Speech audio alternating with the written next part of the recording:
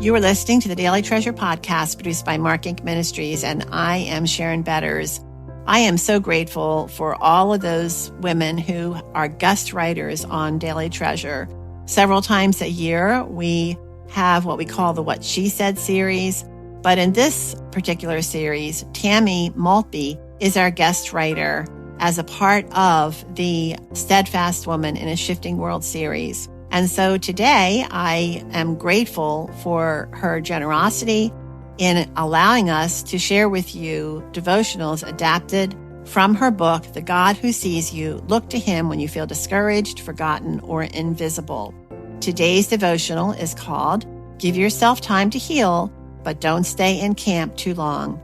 And today's treasure is from Jeremiah 17:14. Help me, Lord, and I will be healed. Save me, and I will be saved.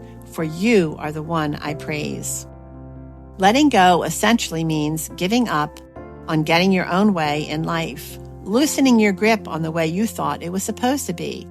If you insist on dictating the terms of your comfort and your restoration, you may be missing the God who sees you and comes to you in unexpected forms.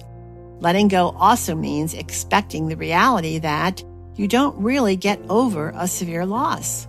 Your life really won't be the same. What you have lost through your hard times really can't be replaced, not if it was truly important to you. You can be restored. Life can be good again, even if it won't be the same. Bill Ritter, a Methodist minister whose grown son committed suicide, expresses this reality poignantly. Some people go through a crisis and say, I've got to get back to my old self. But that's a fruitless quest. You will never get back to your old self, for the crisis has taken your old self with it. You can never get it back, ever. But that doesn't mean you can't come out with something. For one of the strangest yet most sublime facts of human existence is that something beneficial can often be harvested from life's most devastating experiences. And this is a quote from Bill Ritter's book, Take the Dimness of My Soul Away, Healing After a Loved One's Suicide. My sister Twyla brought this truth vividly home to me when she compared the experience of trauma to living in a war zone. In war, everything you do is geared to survival. You are constantly in crisis, constantly running on adrenaline, slugging through rice paddies or deserts with your meager belongings in little carts or strapped to your back, dodging bullets, crawling on your belly, doing whatever you must to survive. Then comes the time when you finally escaped, and you find yourself in a refugee camp. You're not home, you're not in your final destination, and your problems are far from resolved. At least you have a place to lay down your burdens for a little while. The primary trauma is over. When you reach that point, you face both great grace and a great danger, because this place of respite is just what you need to begin to heal. You can breathe a little easier. You can smile again, sometimes, and organize your thoughts. When you reach that point, when the all-consuming task of dealing with trauma are behind you, even for a while, it's important to take the time to rest. You need the chance to breathe, and the God who sees you will provide you that time. That's the grace. But what's the danger? The danger is that you could get too comfortable in camp and miss out on God's full restoration. Once you find a little bit of safety, a little bit of comfort, a little taste of normal, you can find yourself hesitant to risk any more.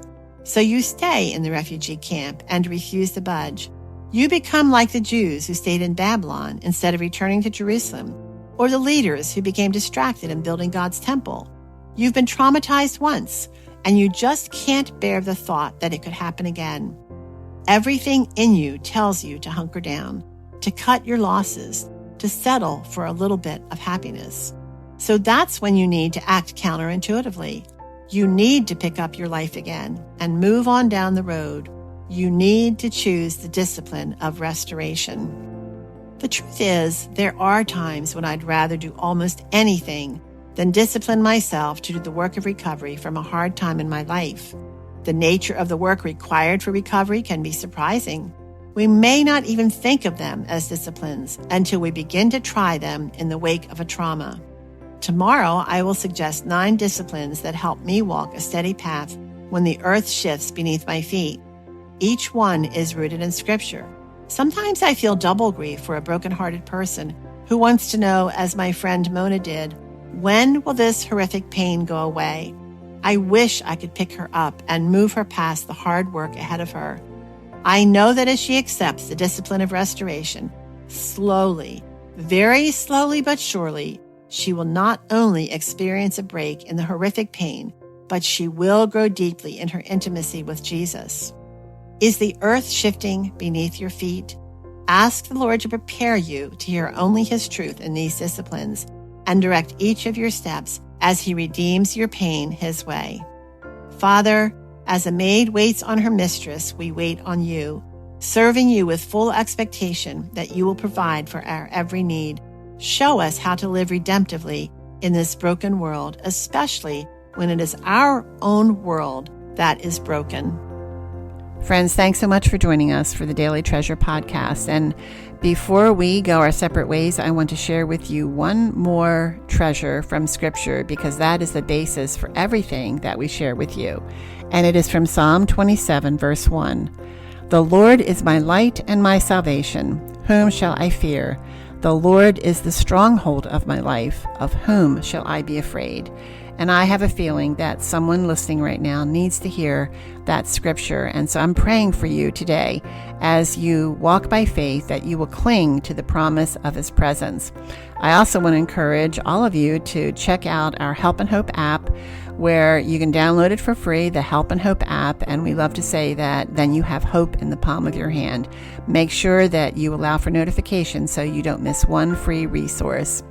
Thanks again for joining us, and I look forward to being with you tomorrow.